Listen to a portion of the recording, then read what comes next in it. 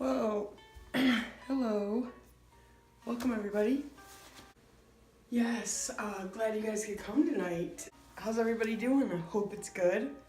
I'll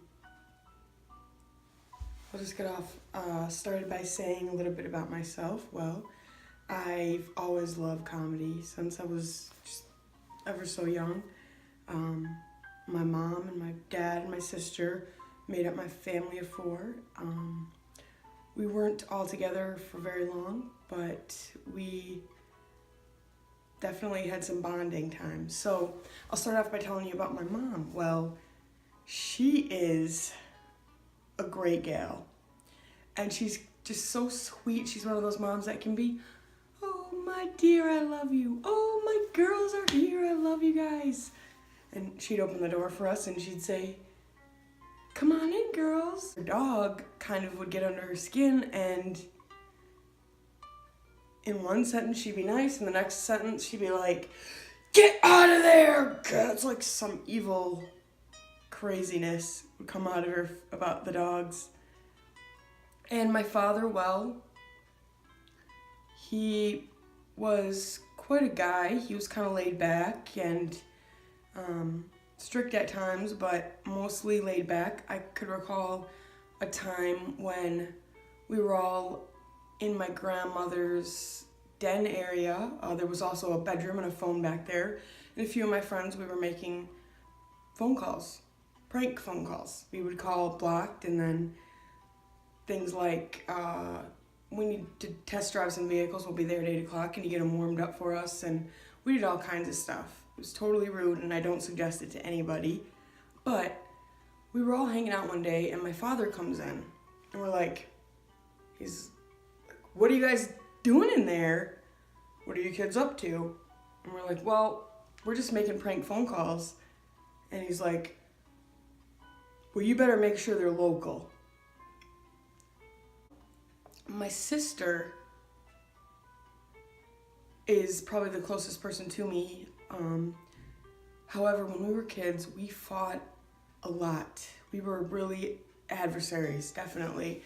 I could remember several times when we would all go to shopping, and Mom would get like 1 2-liter, and we'd have to share it.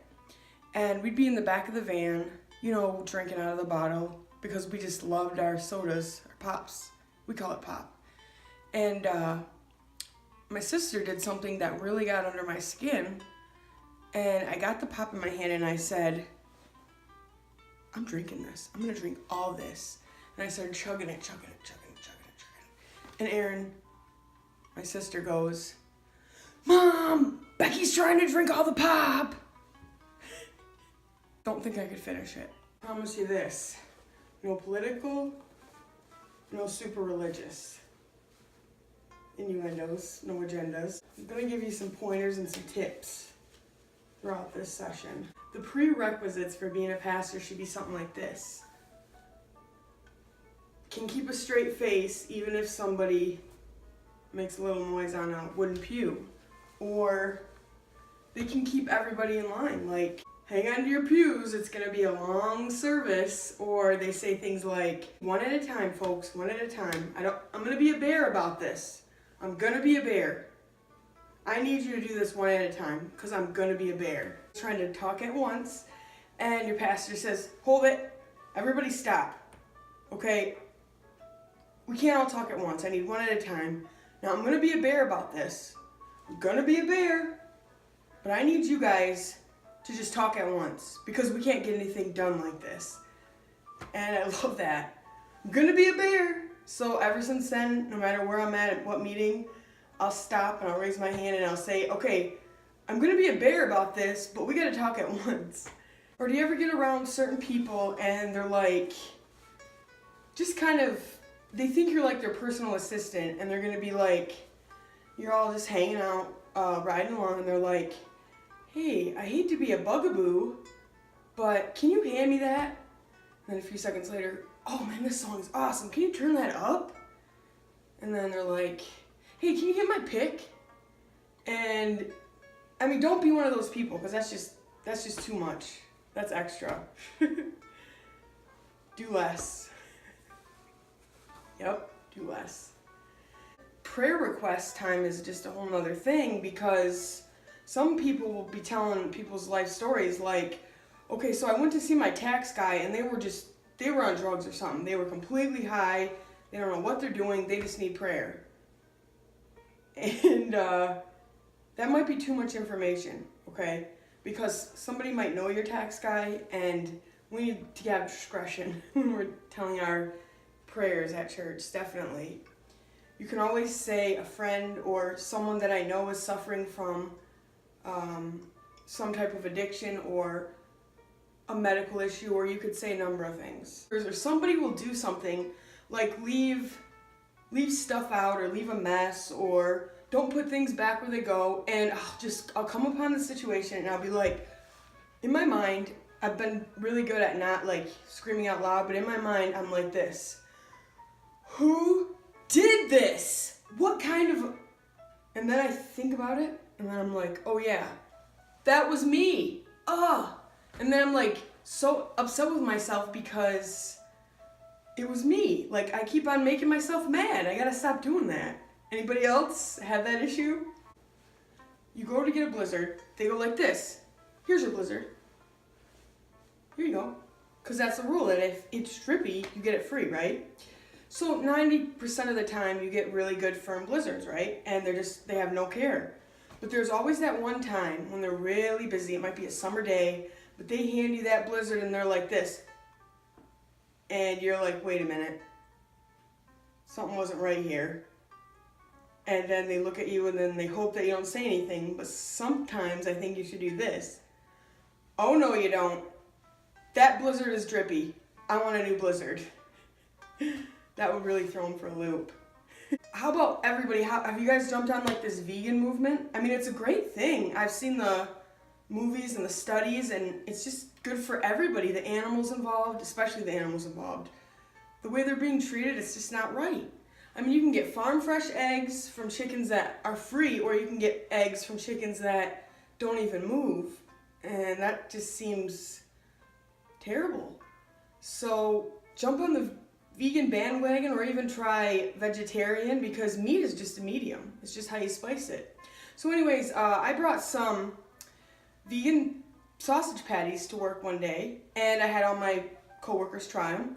And one of the ladies was like, man, this kind of tastes like black licorice flavoring. And I'm like, I wonder what make it taste like that. I'm like, just throw some ketchup on it. Because when I had them, they were great, and I love ketchup. However, they didn't like ketchup. So we get the recipe out the next day, and we're like, I wonder what would make them taste like that. And we're going down this like list of like 20 ingredients. And she looks at me and she says, maybe it was the liquid smoke. Liquid smoke? Has anybody ever heard of that? I mean, honestly, liquid smoke. The stuff they put in this food is strange names. However, I do believe it is the best, healthiest way to live. And enough with the vegan jokes, and there's nothing wrong with being vegan, but don't be hating on your meat eaters either, because that's not right either. So we just need to have peace and differences, and there's pros and cons to each lifestyle. So, back to my father. Now, he was quite a religious man. He had his Bible a lot of the time. No matter where we would go, he would pray with people. And the church I was at, they would be speaking in tongues and falling on the floor, and I thought it was a little odd at the time. And if you have any questions about that, just talk to me after, because I'm going to be doing a meet and greet. But the church I go to now doesn't do that kind of stuff. But when I was a kid, my friends were like, you belong to a cult. You are in a cult. Those people are crazy. Anyways, my father, I remember this time when my older cousins from like the bigger cities were over, and it was just like this awesome summer. We were hanging out in the barn, and my dad had him shoveling manure because he thought it would be fun to get the city folk doing some labor like that. And so they were like, sure, we'll do it, John. And my sister was there with me. She was younger, and my dad's Bible was always, near him. And I guess she got a hold of it, and she had some of the Bible pages in her mouth, and my cousin Kenny, he goes, John, she's eating the Bible pages. And John stops and he looks at everybody and he goes, Let her eat the words of the Lord. Let her eat the words of the Lord. You're going over like your bills, like your AT&T bill and your other bills, and you're like, man, these bloodsuckers, how can they do this? Like every month. Like you'd be looking over your bill and you're like, man, these guys are just complete bloodsuckers. You know, in America, and everywhere probably, we've gotten a little carried away with these traditions, you know, like the hipsters. A couple years ago, well, several years ago, started the ugly sweater parties, which I absolutely love. I think that's a great use for repurposing ugly sweaters. The only thing is, everybody's pretty much found every old ugly sweater that ever existed and sold it on eBay. So now they make ugly sweaters, and they're just not the same. So we gotta come up with something new. What's something old that people have a lot of that they're not using? And then we'll have a party about it. But pretty much every year, does anybody, just the words Merry Christmas and Happy Holidays are said to you, and you probably say them more than 100 times, and it gets old. Sometimes we just need to cool it and say hi, and just during those holidays not like let it get too crazy. We used to get a little crazy back when we were kids, making forts, and you know the neighbor boys were a little rough, and sometimes they'd throw eggs at us, and it was ridiculous, the stuff that happened. But kids are impressionable, and there's no doubt. When we were kids, we would all be hanging out, and we'd make these skits, and we'd do shows just like we saw on TV, like talk shows, and you know, like the boot camp ones where he's like, 1 toothbrush, 2 pairs of socks, get packed, you're out of here. And we got really into it, and those were some good times, I'll say that. Out for a Sunday drive in my uncle's convertible, and we would skip over the local creek. We would just drive over it, and like the water would just shoot up, and Dad would just want to go again. It was just so fun when we were kids. But living out in the country, you get scared. Like the Blair Witch Project now, it may not be scary to most people, but when you live in the middle of a woods, it's a little scary, especially when you're driving home from the drive-in in your dad's old car and it breaks down like 5 times on the way, and you have to keep stopping, and it's windy out, just like in the movie. It was scary. You gotta be ready for that kind of stuff. And I don't suggest anybody watch those types of movies. Miracle that it happened, because I used to smoke all the time, and let me tell you, smoking cigarettes is not that great. But I'll say this. Is there anybody out there that knows anybody who's real stubborn about their habits? Like, no, I ain't doing it. There's no way. Nope, not me. I won't quit. I'm not gonna quit. There's almost laughable. Like, they're just like, nope. But I remember being a smoker, and I'll say this. I smoked when I was happy, smoked when I was sad, smoked when I was glad, smoked at the computer, when I was driving. I always smoked. But listen, you can quit. Start off with a prayer and just say, I will quit. And my dad used to do this because he quit a few times. He said, you know what I did, Vic? I took that cigarette and I looked at it and I said, one day I'm going to put you down and I'm not going to pick you back up. And so I tried it. You know, when I was really trying to quit, and I, you know, with prayer and with support and that, I got through that first week. You just need to do anything you can to not smoke that first week. Anything. Animal crackers, cookies, go for walks, take hot baths. Hot baths help me. Okay, so with any habit, there's 3 components. There's a trigger or a reaction that makes you want this reward, and that's where the cigarette would come in, and then you would smoke the cigarette and have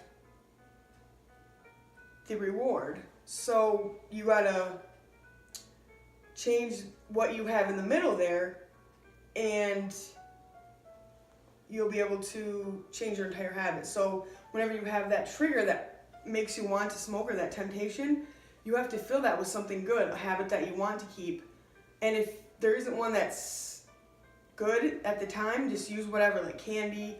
But you want to slowly change that into something that's good. It could be grapefruits. I've developed a love for grapefruits. They're just so juicy. You cut them up, you put them in a bowl. You can't just peel them. You have to literally cut them in half and slice each part, and they're just really delicious and juicy. But you can replace it with going for a walk, buying something, seeing a friend, giving someone a hug, kissing, something that you really love. And then you get that reward. And then that will change your habit. Yep. Mom was a single mom. She would get upset at times, and then here's what she would always say: I'm selling this place and I'm moving away. You wanna know how many times she said that and didn't move? A lot. In this life, you know, we want it all. We want junk food, but we want to eat healthy. We want love, but we want freedom. We want kids, but we don't want kids. We want pets, but we don't want pets. We want a good job, but we don't want this and that. We want a lot of money, but we don't want to do X, Y, Z. So it's like we want it all, but you have to find a medium on that. So I'm kind of a Justin Bieber fan. Is there any other Justin Bieber fans out there? Well, anyways, on Christmas one year, he had that movie release, and I was all like, I'm gonna try to take my entire family to see the movie. So I asked everybody in my family, and even some friends, and you know what? Most of them said no. I got 2 of my cousins to go, and everybody was like, you guys are just gonna leave and go see the Bieber movie? That's lame. And we're like, yeah, come on, we wanna do something different for once. You know, we never do anything different. And I remember my aunt was like, well, let me give you your present before you take off. So she gives me this photo bag where you can put photos around it to kind of decorate it. And she's giving it to me and I'm looking at it. She's like, yeah, why don't you put Bieber's pictures in there? And then, you know, everybody was just making snide comments like, yeah, why don't you just go see if you can have dinner with Bieber? Why don't you see if you can play games with Bieber? And it was just funny. So I don't know if I regret it or not, but at the time it was the only thing on the earth that I wanted to do. Out talking to my neighbor, and he was telling me about how he had his stepdaughter over. He's like, wow, she left, and she left a big mess, and let me tell you, it's a jungle up there. I just never laughed so hard. So when a room is messy, just say, it's basically a jungle in there. Have you ever listened to some of the rappers out there and some of their lyrics? Like on one song the other day I heard, 'cause you know I make music for God, and I'm like, I have yet to see you make music for God. So, I mean, they could be a little bit more believable, more honest, but why throw God's name in there? Come on. What did he ever do to deserve that? Because your songs basically are about sex and not sex within marriage. So I'm not saying I'm perfect, but I think that that's the best way. I mean, look around you. Isn't that like confirmed 10 times over? So I also had this little Roomba that my mom let me borrow because she got all wood floors, and so I got it. And one day I'm like, get in there and get that cleaned. What do you think I'm paying you for? And then you press the button like it's your little pet in the other room. You could dress it up, put a little skirt around it. Get in there and clean this mess up. Like your little servant. It's funny. You know how you go to the ATM and you got 2 options. You can get like a withdrawal, regular withdrawal, checking, and then you hit all the buttons, or you can get fast cash because they're gonna save you like 3 seconds. So that's really awesome. There's one thing you can live without in this life if you're kind of downsizing and an appliance breaks. Like say your fridge breaks and you don't have any money, well, you could sell your dryer because you really could live without a dryer. You just hang dry your clothes. It's that simple.